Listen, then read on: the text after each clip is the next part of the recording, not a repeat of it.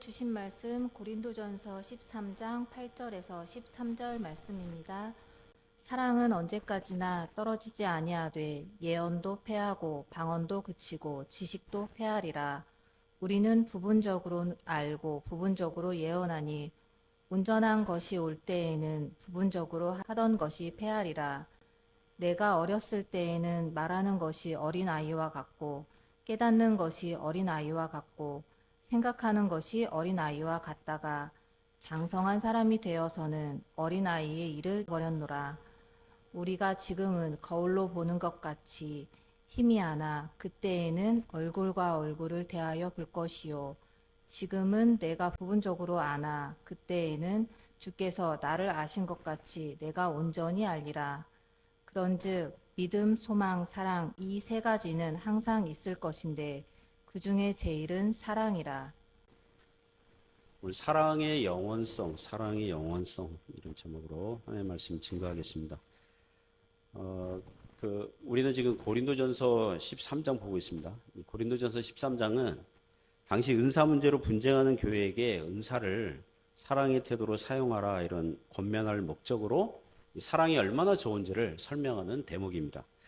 그 중에서도 오늘 성경 본문은 은사와 사랑을 비교하면서 은사는 이 땅에서 잠시 필요한 것이지만 사랑은 이 땅에서도 필요하고 천국에서도 필요하니 영원히 존재하니까 이 사랑을 행해야 된다.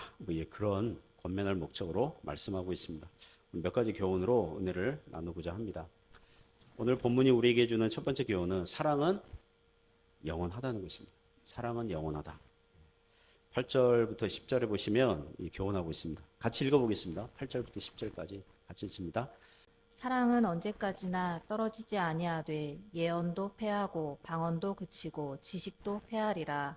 우리는 부분적으로 알고 부분적으로 예언하니 온전한 것이 올 때에는 부분적으로 하던 것이 패하리라. 예. 자, 8절에 보시면 사랑은 언제까지나 떨어지지 아니하되 떨어진다. 이게 무슨 뜻입니까? 문자적으로 떨어진다. 위에서 아래로 떨어진다. 없다. 이런 거죠. 의도하는 뜻은 힘이 없다, 효력이 없다, 쓸모가 없다. 이런 거죠. 사랑은 언제까지나 떨어지지 아니한다. 그랬으니까 사랑은 늘 효력이 있고 힘이 있고 쓸모가 있고 유용하다는 것입니다. 즉 사랑은 영원히 존재하면서 지속적으로 효력이 있고 영향을 끼치고 유용하다는 것입니다. 그에 반해서 예언과 방언과 지식은 어떻다는 것입니까? 이게 은사들을 얘기하거든요. 예언도 패하고 방언도 그치고 지식도 패하리라. 패한다, 그친다, 이게 쓸모없게 된다, 사라진다, 중단된다 그런 뜻입니다. 우리 앞에 본문에서 고린도전서 13장 1절부터 3절 보면 방언과 예언과 믿음과 구제와 헌신의 은사가 있어도 사랑이 없으면 뭐라고 그랬어요? 아무것도 아니라. 아무 유익이 없다고 한 바가 있습니다. 8절은 그런 내용들을 한 줄로 다시 한번 요약 정리해주고 있는 셈입니다. 여기서 오해하면 안 되는 것은 예언과 방언과 지식이 패한다, 그친다 그러니까 이 예언과 방언과 이 지식이 문제가 있나 보다, 나쁜가 보다. 사실 그렇지는 않죠. 예언과 방언과 지식은 성령의 은사입니다. 예수님을 믿는 사람들에게 신앙의 유익을 위해서 교회의 덕을 세우기 위해서 신자들에게 주어진 은사들입니다. 여기 예언의 은사는 이 앞날에 벌어질 일을 예언하는 것도 있지만 주로 하나님으로부터 받은 말씀을 교회에게 알리고 전하고 가르치는 그런 역할의 은사입니다. 방언의 은사는 외국어 방언 또는 알 수 없는 신비한 말들을 하게 함으로써 신자 개인에게 나는 하나님의 자녀구나 이런 확신을 주는 그런 은사였습니다.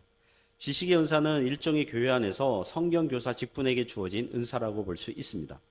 그런데 왜 그런 은사들이 패하고 그치고 중단됩니까? 누구랑 비교해서 그렇다는 거예요? 무엇과 비교해서 그렇다는 거예요? 사랑과 비교해서 그렇다는 거예요. 예를 들면 오늘날 성경을 가르치는 목사 직분 또 신학교 교수 직분들이 있습니다. 교회에서 장로, 권사, 안수, 집사 직분들이 있습니다.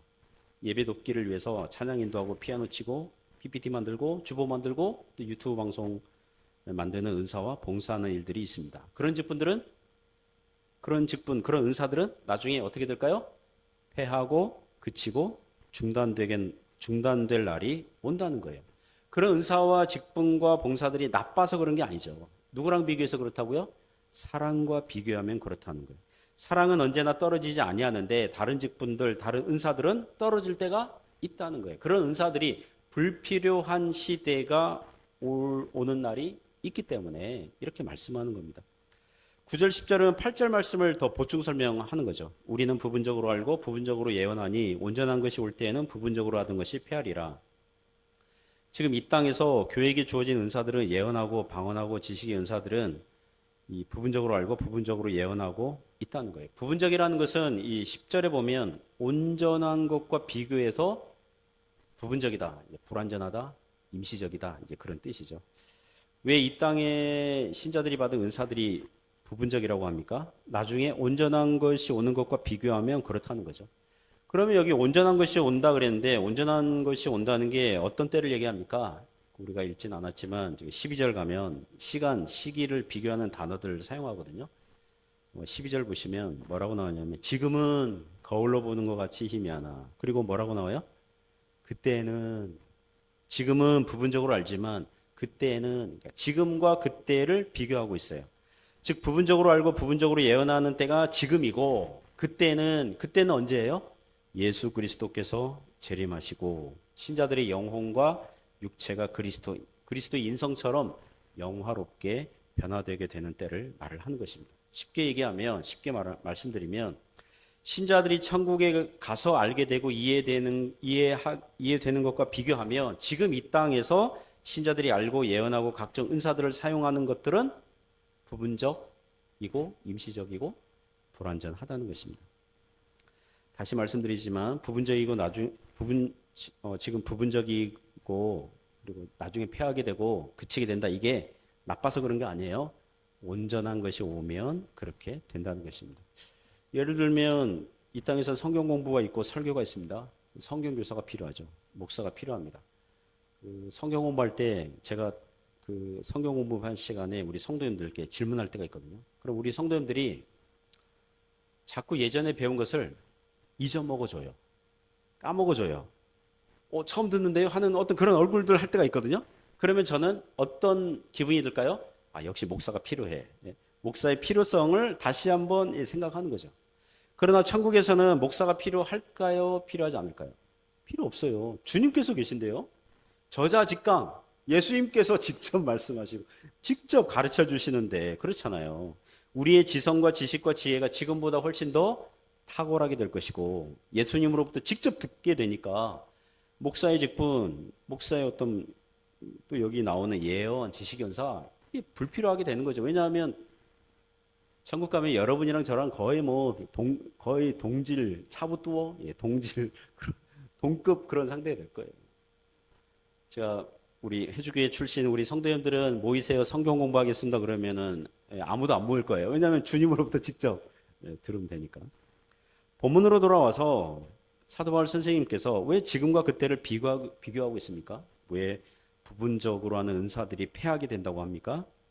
당시 고린도 교회 교인들이 자기들이 받은 은사가 최고라고 여겨서 다른 은사를 가진 신자들을 무시하고 업신여기고 있었기 때문입니다. 믿는 신자들이 나중에는 패하고 그치고 없어질 은사들을 붙잡고 자기 자랑질하고 있으니 그게 말이 되느냐. 온전한 것이 오면 부분적으로 알던 게 이게 끝날 텐데 지금 그거를 최고로 알고 지금 붙들고 있는데 그러면 안 된다는 거예요. 도리어 사랑을 행하고 사랑을 붙들고 사랑에 힘써야 되지 않겠느냐 이런 의도로 말씀하고 있다는 것입니다. 나중에 천국 가면 우리는 하나님께 다음과 같은 자랑을 그 말들을 쏟아놓지는 않을 거예요. 하나님 제가 주일 예배 때 대피기도 한 거 한번 보신 적 있죠? 그렇게 하지 않을 거예요. 잘했죠. 그런 자랑하지 않을 거예요. 하나님 제가 찬양 인도할 때 무대를 찢어놨는데 그 장면 보셨어요? 막 이러지 않을 거예요. 어제는 부끄럽게도 제가 아내에게 찬양 인도 시간에 멘트를 좀 잘 해달라 그러니까 아내가 굉장히 스트레스 받아가지고 화를 내면서 오늘만 하고 다음 주부터 안 하겠다고 막 그래가지고 뻔히 없는데 할 사람이 없는데 그래서 제가 입 다물고 잘못했다고 그러고 막 이러는데 주님 제가 찬양 인도할 때 무대를 찢어놓은 거 봤죠? 아니 그 장면 그런 자랑을 할 수가 없죠. 하나님 제가 목사로서 설교할 때 청중들을 들었다 놨다 한 거 보셨죠? 아니요, 그런 거 없네요.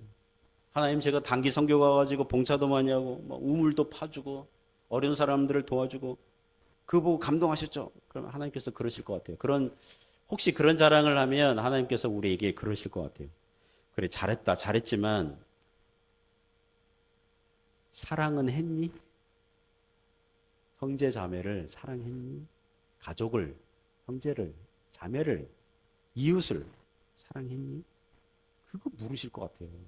그게 남잖아요. 천국에선 그게 남는 거거든요. 사랑은 언제까지나 떨어지지 아니합니다. 사랑하는 성도 여러분, 사랑은 영원히 남는 줄 믿습니다. 언제나 떨어지지 않습니다. 그러므로 사랑을 더욱 행할 수 있기를 주님의 이름으로 축복합니다. 두 번째 기호는 사랑은 여유 공간을 주는 것입니다. 자신과 이웃에게 여유 공간. 이 여유 공간은 뭐냐 하면 나도 실수할 수 있다. 나도 이 땅에서는 잘못할 수 있다. 라는 이 여유 공간을 주라는 것입니다. 11절 12절에서 교훈합니다. 같이 읽어보겠습니다. 11절 12절 같이 읽습니다. 내가 어렸을 때에는 말하는 것이 어린아이와 같고 깨닫는 것이 어린아이와 같고 생각하는 것이 어린아이와 같다가 장성한 사람이 되어서는 어린아이의 일을 버렸노라. 우리가 지금은 거울로 보는 것 같이 희미하나 그때에는 얼굴과 얼굴을 대하여 볼 것이요 지금은 내가 부분적으로 아나 그때에는 주께서 나를 아신 것 같이 내가 온전히 알리라. 아멘. 11절, 12절에서는 이 두 가지 그림 언어를 사용하고 있습니다. 부분적으로 아는 것과 온전한 것이 왔을 때 이걸 설명하기 위해서 일종의 시청각 교육하고 있습니다. 하나는 11절에서 어린아이와 장성한 사람을 비교하고 있습니다.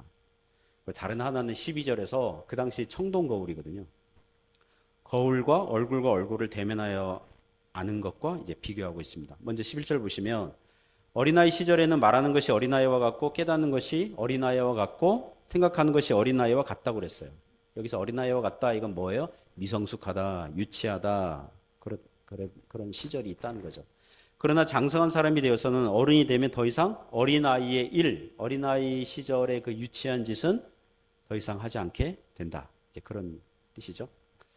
제가 이 성경에 어린아이 시절에 했던 일과 이제 장성한 사람이 되어서 이제 바뀐 그런 예를 들 만한 사람이 어디 있을까, 누가 있을까 이렇게 찾아보는데 요셉을 생각했습니다. 창세기 37장 이후에 요셉과 그의 형들 이야기가 나옵니다. 17살짜리 요셉, 17살이던 요셉이 형들의 잘못을 어떻게 해요? 고자질하거든요. 고자질이 뭐 반드시 나쁜 건 아니에요. 요셉은 아버지 야곱으로부터 하나님 말씀 배웠겠죠. 정직, 성실, 책임감 이런 가치를 중요하게 여겼을 거예요. 그런데 형들 보니까 어때요? 속임수, 게으름, 뭐 거짓, 뭐 이런 게 있는 거거든요. 그래서 아버지에게 고자질을 하는 거죠. 아빠가 저에게 얘기해 준 거랑 다르게 살고 있는데요, 형들이. 그러니까 형들이 요셉을 더욱 미워하죠. 가뜩이나 아버지가 요셉을 편애하는데 요셉을 미워할 이유가 더 생긴 거죠. 그래서 형들이 요셉을 노예로 팔아버리고 아버지에게는 요셉이 아마도 짐승에게 죽은 것 같다 이렇게 꾸며대죠. 그렇게 요셉과 그의 형들은 그걸로 그냥 관계가 끝난 것처럼 보였습니다. 요셉은 애굽으로 노예로 팔려서 보디발 장군 집에 노예가 되죠. 이제 가정총무, 이제 노예 위치로서는 뭐 그래도 최고 자리 가정총무까지 됐지만 주인의 주인의 부인을 강간미수범 누명 쓰고 감옥에 갇혀요. 노예가 됐다가 이제 죄수가 되죠. 그러다가 시간이 지나서 애굽의 바로왕이 꿈을 꿔요. 다른 신하들이 꿈을 해석하지 못합니다. 신하 하나가 자신이 감옥에 있었을 때 자신의 꿈을 해석해 주었던 요셉을 추천합니다. 요셉이 가서 바로왕의 꿈을 풀어주고 전격적으로 제2인자, 그 나라의 제2인자, 총리가 되죠. 그게 나이가 언제예요? 30살쯤 돼요. 그죠? 성경에는 나오지 않지만 요셉이 총리가 돼가지고 보디발 부부를 불렀을까요? 따로? 보디발 부부 불러서 특히 보디발 그 부인에게 아줌마, 내가 그때 내가 그 강간하려고 한 게 아닌데 아버지 그 아줌마가 나를 덮치려고 했잖아요. 뭐 이러면서 시시비비 가렸을까요? 그러지 않았을 거예요. 요셉은 17살짜리 소년이 아니라 이제 30살 넘은 장성한 사람이에요. 그렇게 정치보복을 하는 것으로 자기에게 유리한 것이 아니라는 걸 알았을 것입니다. 그리고 약 9년이 흐릅니다. 30대 말 이제 40을 앞두게 두고 40살 앞두고 요셉의 형들이 애굽의 곡식을 얻으려고 찾아와요. 총리에게 절을 하고 곡식을 구하려고 와요. 요셉은 형들에게 노예가 팔린 지 20년 더 지났어요. 17살짜리 소년이었다면 형들을 다 잡아들여 가지고 감옥에 쳐넣어 가지고 보복을 했겠죠. 참고로 후에 나오는 모세 율법에는 이 인신매매 있잖아요. 인신매매 죄는 어떤 형벌을 받습니까? 사형입니다. 인신매매는 사형이에요. 모세 율법에. 요셉은 그제야 하나님의 섭리를 다시금 깨닫게 되죠. 아, 하나님께서 악을 선으로 바꾸셨다. 형들은 나를 해하려고 했지만 하나님께서는 그것을 바꾸셔서 역전시키셔서 나를 먼저 애굽으로 보내셔서 이 대기근 시대에 아버지와 형제들의 가족들의 생명을 구하라고 보내신 거구나. 그게 나의 사명이구나. 이걸 깨닫는 거죠. 그래서 아버지와 형들의 가족들을 애굽으로 올 수 있도록 작전을 짭니다. 그리고 요셉은 형들이 이전에 악한 형들인지 아니면 회개하고 변했는지 이제 테스트하죠. 그죠? 그래서 요셉의 동생 베냐민을 애굽으로 데려오게 해서 베냐민을 도둑노명 씌워가지고 노예로 삼고자 할 때 형들의 반응을 봅니다. 형들은 그 시험에 패스해요. 특히 형 유다가 베냐민 대신에 자기가 노예가 되겠다고 나서죠. 그제야 요셉은 자신의 정체를 밝히고 아버지와 형들의 가족들을 애굽으로 데려오게 하는 것입니다. 이것이 장성한 사람이 되어서는 어린아이의 일을 버린 것에 좋은 예화입니다. 두 번째 시청각 교재는 12절에 나오는 거울과 얼굴의 비교입니다. 공교롭게도 당시 고린도 도시가 그 청동 거울의 유명한 생산지였다고 합니다. 오늘날 거울은 더 좋죠. 그렇죠. 그러나 옛날에는 돌이나 금속을 연마, 그러니까 막 이렇게 빡빡 닦아가지고 갈아가지고 반질반질하게 한 것을 거울로 사용했어요. 그래서 청동 거울은 얼굴 비추면 얼굴이요 희미하게 보이는 거죠. 좀 그 이미지가 좀 찌그러지기도 하고 막 그렇게 하는 거죠. 그래서 12절 보시면 우리가 지금은 거울로 보는 것 같이 뭐 한다 그랬어요? 희미하나. 이 땅에서 신자들이 기독교 신앙을 알고 이해하고 깨닫는 것들이 희미한 부분들이 있다는 거예요. 그러나 그때에는 얼굴과 얼굴을 대하여 볼 것이요 라고 하고 있습니다. 얼굴과 얼굴을 대하여 본다. 이것은 신명기 12장 6절 그리고 8절에 보시면 하나님께서 모세와 다른 선지자들을 비교를 해줘요. 하나님께서 다른 선지자들에게는 꿈과 환상으로 주시되 희미하게 주셨다. 이런 식으로 말씀드렸어요. 그러나 모세에게는 얼굴과 얼굴을 대면하여 이렇게 직접적으로 말씀하셨다. 선명하게 말씀하셨다. 이렇게 비교합니다. 물론 하나님은 영이시니 하나님 얼굴이 없으시죠. 그러나 여기서 하나님을 대면한다. 얼굴과 얼굴을 대하여 본다. 이것은 그만큼 이 땅에서 우리가 주님을 알고 기독교 신앙에 대해서 아는 것보다 천국에서는 더 선명하고 분명하고 명명백백하게 알게 된다는 그런 뜻으로 말씀하고 있는 것입니다. 지금은 내가 부분적으로 아나 그때에는 주께서 나를 아신 것 같이 내가 온전히 알리라 이렇게 말씀하고 있습니다. 사랑하는 성도 여러분, 이 땅에서 신자들이 기독교 신앙에 대해서 알고 이해하고 깨닫는 게요, 천국에서 알게 되는 것과 비교해서 부분적이라는 것을 이해하시기 바랍니다. 그걸 받아들이시고 인정하셔야 됩니다. 요새 제 막내 아들이 집에 와 있거든요. 아들은 지금 방콕을 좋아합니다. 이 방에 콕 이렇게 박혀서 혼자 노는 걸 좋아합니다. 그래서 밤에는 억지로 집 밖에 한번 데리고 나갑니다. 이 강변에 같이 산책하거든요. 산책하면서 이런 얘기 저런 얘기 이제 하는데 지난주는 우연히 자살 얘기가 나왔어요. 자살. 그러니까 아들의 친구들 중에 한 친구 엄마가 몇 년 전에 자살했다는 거예요. 근데 그 엄마가 목사 부인이에요. 그러니까 사모님인 거죠. 그래서 그런 주제가 나왔어요. 기독교 신자가 자살하면 천국 갑니까? 지옥 갑니까? 그런 논쟁 비슷하게 했어요. 제가 한번 얘기했죠. 자살하면 천국 못 간다. 이런 주장을 강하게 하는 사람들의 그런 주장을 제가 먼저 소개를 해줬어요. 뭐냐 하면, 제 주장이 아니고요.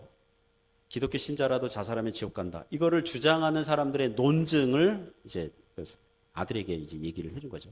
성경을 보면 자살하는 사람이 세 사람 나오거든요. 가룟 유다, 사울 왕, 그리고 사사기에 나오는 아비멜렉. 그들은 믿음이 없었기 때문에 자살했잖아요. 그러니까 자살은 불신앙의 강력한 증거라는 거죠. 그러니까 불신앙의 강력한 증거니까 구원받지 못했다. 이런 주장하는 거. 그리고 십계명 보면 살인하지 말라. 이웃의 생명을 빼앗지 않을 뿐만 아니라 누구의 생명도 보호해야 돼요?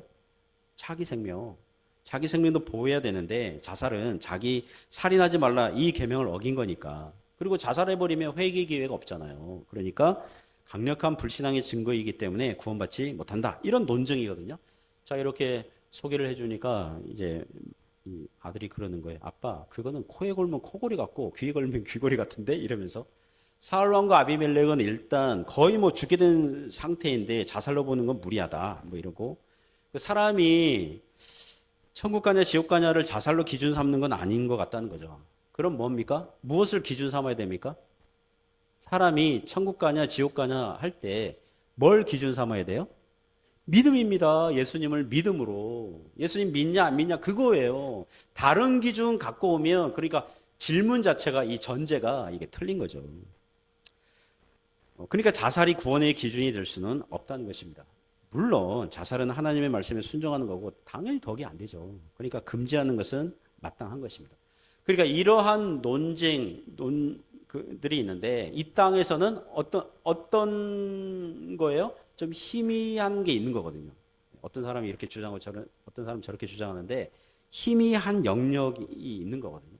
이 땅에서는 어리거나 희미한 또 하나의 이렇게 예와 생각하다가 말씀드리면 저희 부부가 헌금에 대해서 의견 조율할 때가 있거든요.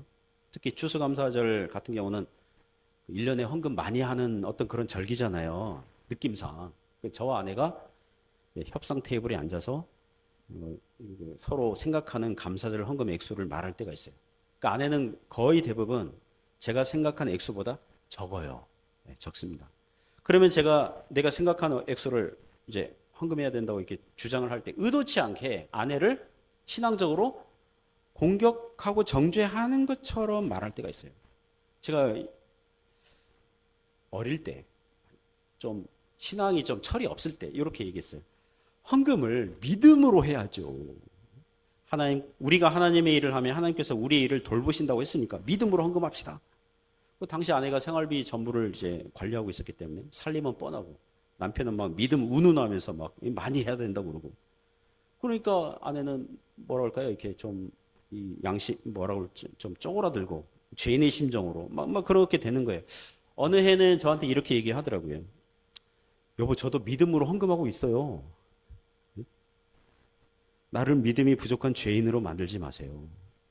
왜 내가 헌금하면서 죄인이 돼야 돼요? 뭐 이런 게 있잖아요. 그렇잖아요. 그러니까 제가 뭐 한 겁니까? 기독교 신앙 운운하면서 아내를 죄인 취급하고 헌금하는 일을 뭐로 안 한 거예요? 사랑으로 안 한 거죠. 사랑으로 안 한 거죠. 여러분, 사랑으로 하지 않는 거는요, 아무것도 아니에요. 아무것도 아니에요. 그러므로 사랑은 내가 이 땅에서 생각하고 깨닫는 것이 어린아이와 같을 수 있고 부분적으로 알고 있어서 온전한 것이 오면 희미한, 선명하지 않는 것들이 있다는 것을 우리에게 여유 공간을 주라는 거예요. 여유 공간을. 즉 우리가 실수할 수 있다는 것입니다. 저는 장로교 목사입니다. 장로교 신학을 했습니다. 그래서 하나님의 주권, 섭리, 하나님의 예정, 선택 교리 좋아합니다. 제 처제 남편 동서가 있는데 홍 목사님 있습니다. 감리교 목사예요. 감리교는 하나님의 예정과 주권을 지나치게 강조하면 인간의 책임과 신앙의 의무 등을 소홀히 할 수 있으니 신앙의 이 뭐랄까요, 이렇게 부지런함, 열정, 인간의 책임과 의무를 강조하는 경향이 있어요. 감리교가. 가끔 한국에 가면 홍 목사님 만날 때 있어요. 동서 목사님 만날 때 있어요. 그럼 서로 대화를 하면 싸울까요? 저는 하나님의 예정과 선택과 주권과 섭리를 막 강조하고 홍 목사는 그 신자로서 신앙의 열정과 성실함, 책임감 막 이런 걸 막 하면서 막 싸울까요? 아니요. 대화하면요 비슷해요. 하나님의 주권과 섭리를 사랑하고 예수님 중심, 성경 말씀 중심, 교회 사랑하고 대화하면 비슷해요. 한 99% 비슷해요. 다만 강조하는 면이 조금씩 다를 뿐이에요. 그러므로 사랑하는 성도 여러분, 사랑은 진리 안에서 약간의 서로 다름을 알아주고 인정하고 받아주는 것입니다. 여유 공간을 주십시오. 자기 자신에게도 그렇고 타인에게도 그렇고 그런 은혜가 있기를 주님의 이름으로 축복합니다. 세 번째 교훈은 사랑이 제일이라는 것입니다. 사랑이 제일이니까 사랑하라는 거죠. 13절 말씀에서 교훈합니다. 같이 읽습니다. 그런즉 믿음, 소망, 사랑 이 세 가지는 항상 있을 것인데 그 중에 제일은 사랑이라. 여기 믿음, 소망, 사랑은 흔히 얘기하는 은사가 아니죠. 성품적인 열매죠. 그러니까 사랑과 비교해서 언젠가는 패하게 되고 그치게 되는 그런 성격의 은사들은 아닙니다. 이미 7절 보면 모든 것을 참으며 모든 것을 믿으며, 믿음 나오죠. 모든 것을 바라며 소망 나오죠. 모든 것을 견디느니라. 이럴 때에 사랑 안에 믿음과 소망도 같이 포함시킨 적이 있어요. 자, 이 말씀 보면 믿음, 소망, 사랑 이 세 가지는 항상 있다고 그랬습니다. 항상 있다. 이것을 성경학자들 보니까 두 개로 설명을 하더라고요. 이게 두 가지로 설명을 하는데, 첫 번째는 믿음과 소망이 이 땅에서만 필요하다는 거예요. 이 땅에서만 항상 필요하다. 히브리서 11장 1절 보면 믿음은 바라는 것들의 실상이요 보이지 않는 것들의 증거니. 그러니까 안 보이지만 믿고 소망이 있잖아요. 근데 주님께서 재림하시면, 그죠? 신자들이 천국에 가면 더 이상 믿음이 필요 있어요, 없어요? 필요 없죠. 완성이 됐잖아요. 그렇잖아요. 소망을 했는데 주님께서 오셨으니까 더 이상 소망할 필요 없잖아요. 그래서 주님 재림하시면 더 이상 믿음과 소망이 필요 없다. 이 땅에서만 항상 있는 것이니, 이렇게 해석하는 분들이 있고요. 또 다른 그 성경학자들은, 저는 이 후자 쪽을 동의합니다. 천국 가면 우리가 믿음이 필요 없을까요? 믿음의 대상인 하나님께서 여전히 천국에 계시고 우리는 여전히 하나님을 신뢰해요, 신뢰하지 않아요? 천국에서 여전히 신뢰해요, 확신해요. 그러니까 믿음이 천국에서도 여전히 있어요. 소망은요, 하나님 사모하지 않을까요? 하나님을 더 알아가기를 사모하지 않을까요? 그런 소망, 사모함이 아예 없을까요? 아니요, 여전히. 하나님은 불가해성, 하나님을 다 천국 간다 그래가지고 하나님을 다 파악하고 알 수는 없거든요. 계속해서 알아가야 되는 그런 은혜가 있다고요. 그걸 사모하는 거죠. 그러니까 천국에서도 믿음과 소망이 여전히 있다는 것입니다. 그런 면에서 믿음과 소망과 사랑이 이 땅뿐만 아니라 천국에서도 항상 있을 겁니다. 그런데 마지막에 그 중에서 믿음, 소망, 사랑, 그 중에서 제일은 사랑이라고 그랬어요. 자, 그래서 그 혹자는 그 믿음과 사랑을 비교하면 믿음이 더 중요하거든요. 그렇잖아요. 믿음이 있어야 사랑이 생기는 거잖아요. 잘 생각해 보세요. 믿음이 원인이고 사랑은 결과예요. 믿음이 뿌리라고 그러면 사랑은 열매예요. 결과가 원인보다 앞설 수가 없어요. 성령의 열매가 사랑이에요. 예수님 믿어야 사랑이 나온다고요. 예수님께서 말씀하셨죠? 내가 너희를 사랑한 것 같이 너희도 서로 사랑하라. 서로 사랑하려면 먼저 누구를 믿어야 돼요? 예수님을 믿어야 되죠. 예수님께서 우리 사랑하신다는 것을 믿어야 되죠. 그래야 서로 사랑하는 거잖아요. 그러니까 믿음과 사랑 중에 뭐가 더 중요하냐, 뭐가 더 우선일까 하면 믿음이죠. 그렇잖아요. 그런데 여기 13절 보면 그 중에 제일은 사랑이라고 그랬거든요.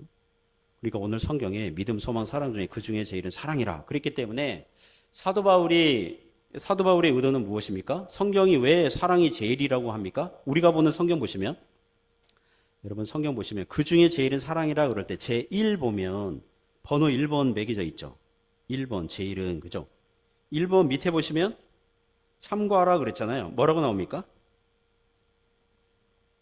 헬 그랬잖아요. 헬은 지옥이 아니에요. 헬라어의 헬이에요. 헐 아니에요. 헬라어의 헬이에요. 뭐라고 나오냐면 더 큰 것은 그랬어요. 자, 우리가 이미 고린도전서 12장 31절 배웠습니다. 너희는 더욱 어떤 은사를 사모하라? 더욱 큰 은사를 사모하라. 자, 이 부분 설교할 때 제가 이 크다는 이 기준이 뭐라고 그랬어요? 모르죠. 그러니까 목사가 필요한 거예요. 잊어버렸죠. 두 주 전에 설교한 건데 잊어버렸죠. 그러니까 목사가 필요한 거예요. 그 사도 바울 선생님은요, 고린도전서 12장부터 14장까지 은사에 대해서 얘기할 때 어떤 은사는 크고 어떤 건 작다 이렇게 말씀하신 적이 없어요. 다 다양한 은사를 주셨다. 다 필요하다. 약하게 보이고 굉장히 그런 은사도 실은 기묘하다, 요긴하다, 막 이런 식으로 말씀하셨다고요. 그러니까 여기서 크다, 작다, 어떤 건 크고 어떤 건 작고 어떤 건 우월하고 어떤 건 열등하다 그런 말씀하시는 게 아니에요. 여기서 더 크다 이건 뭐냐면 고린도전서 그 10장에 보면 우상제물 먹을 때에 교회의 덕을 생각해라, 이웃의 유익을 위해서 생각해라 이런 말씀하셨고요. 그리고 고린도전서 14장 5절 보시면 그 방언과 예언의 은사 이제 비교할 건데요. 다음 그 이후에 그 설교할 때 그 비교할 건데요. 교회의 덕을 세우라. 교회의 덕이 되는 은사를 사모하라 그랬어요. 그러니까 여기서 더 큰 은사, 이 기준이 뭐예요? 교회의 덕을 세우느냐, 이웃의 유익을 위하느냐, 그거예요. 그러니까 믿음, 소망, 사랑 중에 교회의 덕을 세우고 이웃에게 유익을 주는 것은, 그 중에 더 큰 것은 뭐라는 거예요? 사랑이라는 겁니다. 그러니까 믿음과 소망은 자기 자신에게 좋은 거죠. 내가 믿고 구원받죠. 내가 소망하는, 내가 유익을 얻어요. 그러나 사랑은 이웃을 사랑하는 거잖아요. 이웃을 사랑하는 거잖아요.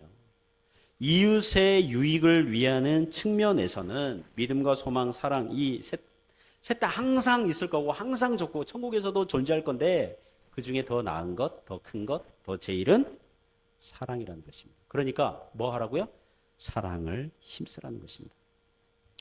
제가 신대원 시절에, 전도사 시절 신대원 1학년 때 필수적으로 1학년들은 기숙사 생활을 해야 했거든요. 방 하나에 4명의 학생이 들어가서 머물러야 했습니다. 첫 학기에, 제가 지금도 기억합니다. 1학년 첫 학기에 우리 방에 3학년 선배님 2분, 저를 포함해가지고 1학년 2명, 이렇게 생활을 했습니다. 3학년들이니까 신입생 들어왔으니까 얼마나 해주고 싶은 말이 많겠습니까? 그래서 3학년 선배 한 분은 이 장로교 교회에 대해 아주 강한 태도를 보이는 분이었는데, 이런 식으로 얘기했어요. 지금 한국의 많은 교회들이 거의 지금 이단과 사이비 수준이라는 거예요.